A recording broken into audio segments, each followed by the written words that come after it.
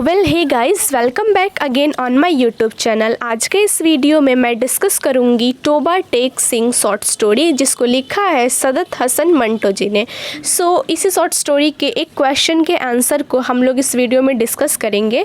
And the question is that critically discuss the significance of the title तोबा टेक सिंह। तो चलिए time ना waste करते हुए वीडियो को स्टार्ट करते हैं। Toba Tek Singh is a short story by Saadat Hasan Manto. Saadat Hasan Manto is one of the greatest short story writers in Urdu literature. ये जो तोबा टेक सिंह है, ये एक शॉर्ट स्टोरी है जिसको सदत हसन मंटो ने लिखा है। और ये जो सदत हसन मंटो है, ये एक ग्रेटेस्ट शॉर्ट स्टोरी राइटर है उर्दू लिटरेचर के। And his stories move around the social, political and cultural happening during the post partition of India. Mostly जो मंटो की शॉर्ट स्टोरी होती हैं वो पोस्ट पार्टीशन यानी कि पार्टीशन के बाद का जो समय था, उस समय के दौरान जो कुछ भी इंडिया में हो रहे थे, like social change, political change, cultural, इन सब के ऊपर इनका मेन फोकस रहता है। इसी चीज़ को ये अपनी शॉर्ट स्टोरी में दिखलाते हैं। Next, Toba Tek Singh is a powerful short story and published in 1955 in Urdu magazine सवेरा। ये जो टोबा टेक शॉर्ट स्टोरी है, इसको जो है वो उर्दू के एक मैगजीन जिसका नाम सवेरा है, उसमें 1955 में पब्लिश किया गया था। It is originally written in Urdu language and translated in English by Francis W Pritchett. ये जो शॉर्ट स्टोरी है, इसको ओरिजिनल उर्दू लैंग्वेज में लिखा गया है, बट आगे चल के बाद में इसे इंग्लिश लैंग्वेज में ट्रांसलेट कर दिया। और ये इंग्लिश लैंग्वेज में ट्रांसलेट किसके द्वारा किया गया? तो फ्रांसिस डब्ल्यू प्रिचेट के द्वारा। This satirical story is written in 1954। Toba Tek Singh is one of the most famous and tragic story about partition and also a satire on the relationship between India and Pakistan। ये जो short story है Toba Tek Singh, ये एक satirical story है। Satirical story means होता है कि जब हम लोग किसी का मजाक उड़ाते हैं तो वो होता है सटायरिकल, या फिर यू कैन आयरॉनिकल स्टोरी है, जिसको 1954 में लिखा गया था। और ये जो शॉर्ट स्टोरी है, इसे हम लोग एक ट्रैजिक स्टोरी भी कंसिडर कर सकते हैं पार्टीशन को लेकर के, जिसमें हम लोग देखेंगे कि किस तरह से जो राइटर हैं उन्होंने इंडिया और पाकिस्तान के रिलेशनशिप के ऊपर जो है वो सटायर किया है। Next, this is a story about the partition by Saadat Hasan Manto. The story was inspired by an actual exchange of lunatics that was carried out over the India and Pakistan border in 1949 after partition. ये जो short story है वो partition को लेकर है, जहाँ पे हम लोग देखेंगे कि ये पूरी जो कहानी है वो एक्चुअल एक्सचेंज के ऊपर बेस करके लिखी गई है, एक्चुअल इंसिडेंट के ऊपर लिखी गई है। जिस वक्त जो है हमारा जो देश का जो बंटवारा हो रहा था, तो वहाँ पे ये तय किया गया कि जो लुनेटिक्स है, जो पागल है, उन लोगों का भी एक्सचेंज किया जाएगा। तो उन्हीं लुनेटिक्स के, उन्हीं जो पागल है, उनको एक्सचेंज करने का जो है वो दिन आया। कब? तो 1949। उन्हीं के बारे में इंडिया का जो पागल है उसे पाकिस्तान भेजा जाएगा, जो पाकिस्तान का पागल है उसे इंडिया भेजा जाएगा आफ्टर पार्टीशन के बाद में ये जो है वो निर्णय लिया गया। ये जो स्टोरी है about Bishan Singh and some other lunatics who live in the Lahore mental asylum. ये जो स्टोरी है वो बेसिकली मोस्टली एक प्रोटैगनिस्ट जिसका नाम है भीषण सिंह, उसके इर्द गिर्द घूमती है, और उसके साथ साथ कुछ और लुनेटिक्स जो कि जो है इस समय लाहौर के मेंटल असाइलम में रह रहे हैं, उनकी कहानी है। The story start 2 or 3 years after the partition. ये जो स्टोरी है वो पार्टीशन के, बंटवारे के 2 या 3 साल के बाद जो है इस कहानी की शुरुआत होती है।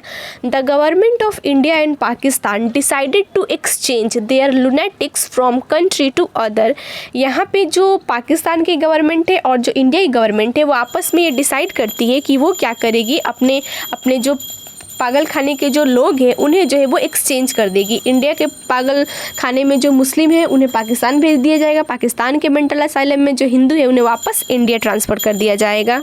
Muslim lunatics from India would be sent to Pakistan and Hindu and Sikh from Pakistan would be sent to India, as I have already told you.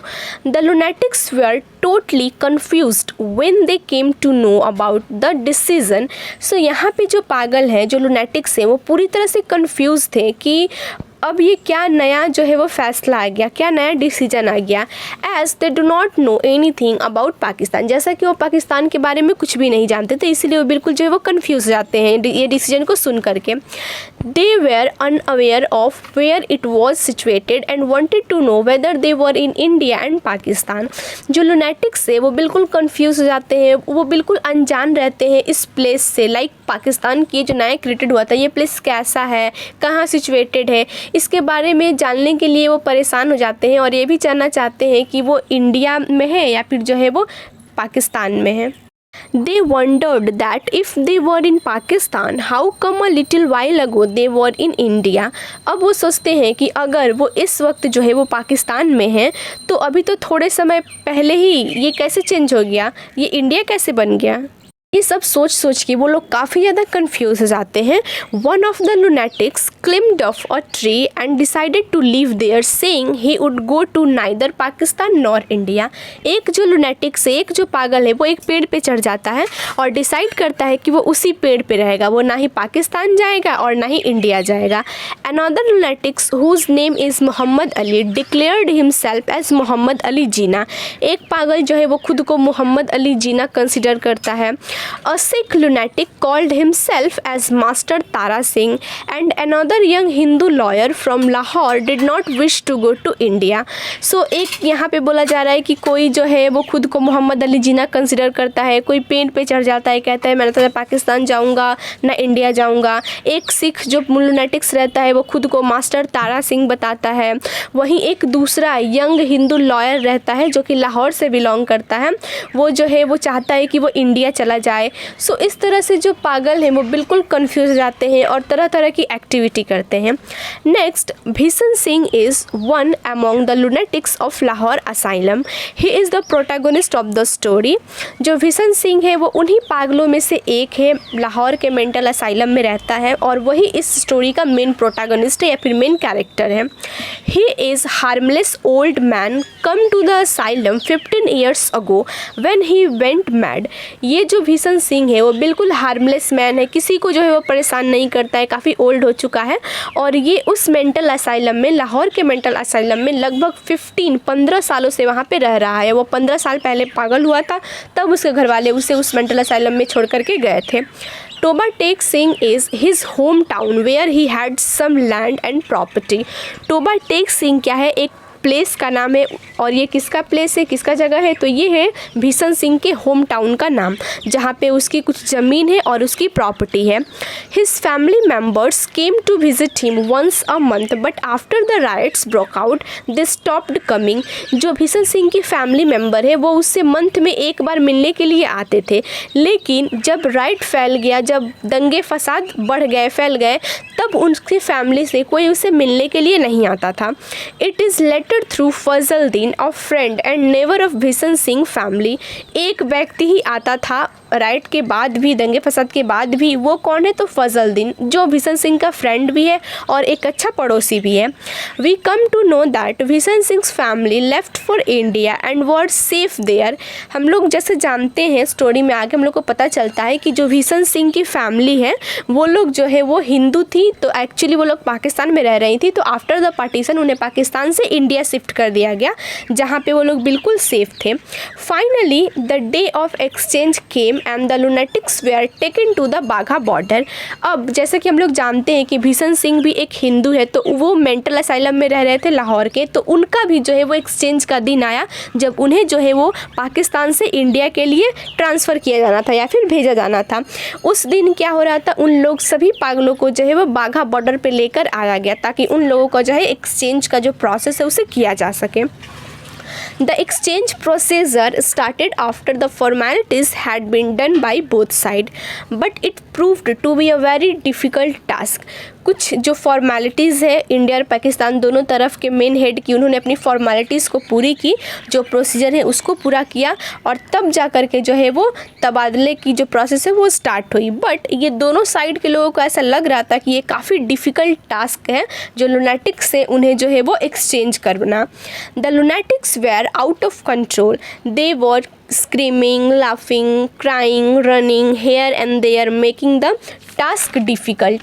सो इस तरह से क्या हो रहा था कि जो पागल हैं वो लोग आउट ऑफ कंट्रोल हो रहे थे उनके हाथों से बाघा बॉर्डर पे, जहाँ पे उनका एक्सचेंज का प्रोसीजर चल रहा था. कुछ पागल जो है वो चिल्ला रहे थे, कुछ हंस रहे थे, कुछ रो रहे थे, कुछ इधर से उधर दौड़ रहे थे. तो इस तरह से उन्हें संभाल पाना एक डिफ़िकल्ट टास्क हो रहा था दोनों तरफ के लोगों के लिए. After many lunatics Bishan Singh turn came for the exchange.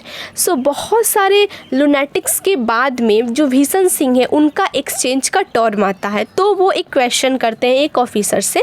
He asked one officer where Toba Tek Singh was. Toba Tek Singh कहाँ है.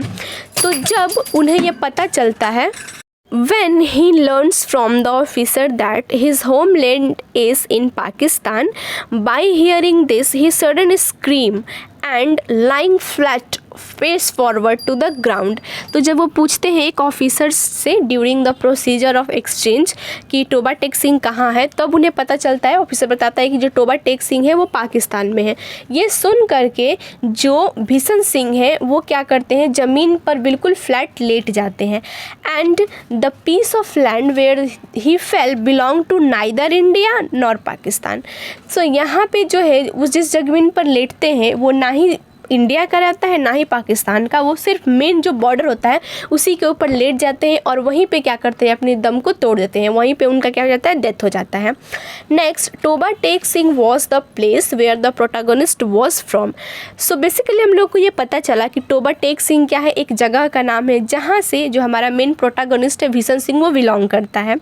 Bishan Singh wanted to remain in Toba Tek Singh, but when he find out that he is being sent to India because of his Sikh identity, he finds it difficult to overcome the trauma and die in the no man's land between India and Pakistan.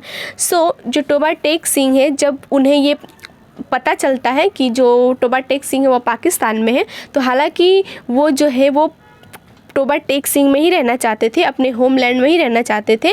लेकिन जो है जब उन्हें ये मालूम चला कि उन्हें इंडिया भेजा जा रहा है क्योंकि वो एक सिख है, एक हिंदू है, सो इस वजह से क्या करते हैं, अपने आप को वो जो है उस स्थिति से बाहर नहीं निकल पाते. उनके लिए काफ़ी डिफ़िकल्ट होता है इस ट्रॉमा से बाहर निकल पाना. लाइक वो इतने साल उस पाकिस्तान में रहे और सडनली उनको जो है वो इंडिया किसी न्यू प्लेस पे सेंड किया जा रहा है, तो ये चीज़ उनसे बर्दाश्त नहीं होती है. उनको लगता है कि वही उनका होमलैंड है, होम टाउन है. इसी वजह से वो क्या करते हैं, वो नो मैंस लैंड यानी कि ना ही इंडिया ना ही पाकिस्तान, इन दोनों के बीच में अपनी जो है वो सांस को, मतलब उनका वहीं पे वो मर जाते हैं. So this story is disturbing for any sensible person. कोई भी समझदार व्यक्ति के लिए जो स्टोरी है वो काफ़ी ज़्यादा डिस्टर्बिंग होगी. So next, the conclusion is that the title of the story is very complex and confusing because the author uses the title in the sense of place as well as person. So जैसा कि हम लोगों ने देखा, यहाँ पे जो title है वो एक प्लेस भी है, टोबा टेक सिंह एक प्लेस का भी नाम है, और in the middle of the story हम लोग देखते हैं कि जो टोबा टेक सिंह है प्लेस का नाम, वो कभी कभी जो है वो भीषण सिंह को भी इंडिकेट करके कहा गया है, उन्हें भी जो है वो टोबा टेक सिंह कहा गया है. सो इस तरह से काफ़ी ज़्यादा स्टोरी है वो कॉम्प्लेक्स हो जाती है, प्लस कन्फ्यूज़न क्रिएट करती है अमॉन्ग द रीडर, क्योंकि टोबा टेक सिंह प्लेस भी है और पर्सन भी है, जिसको जो है वो ऑथर ने यूज़ किया है बोथ सेंस में. Manto says that dislocation is also affected the identity. यहाँ पे जो वो कहते हैं कि डिसलोकेशन होना यानी कि पाकिस्तान से इंडिया जाना, ये भी जो है वो किसी की आइडेंटिटी को इफ़ेक्ट करता है. The title of the story is quite significant because Toba Tek Singh is not a fictitious name. It is in Pakistan that still exists. So title जो है वो काफ़ी ज़्यादा significant है, क्योंकि जो टोबा टेक सिंह है वो कोई एक बनावटी नाम नहीं है, बल्कि ये एग्जिस्ट करता है रियलिटी में अभी भी पाकिस्तान में, टोबा टेक सिंह जो प्लेस है. So the title is really justified and appreciable. So I hope आप लोगों को इस क्वेश्चन का आंसर इजीली समझ में आ गया होगा. And please like share subscribe my channel for next video. Thank you.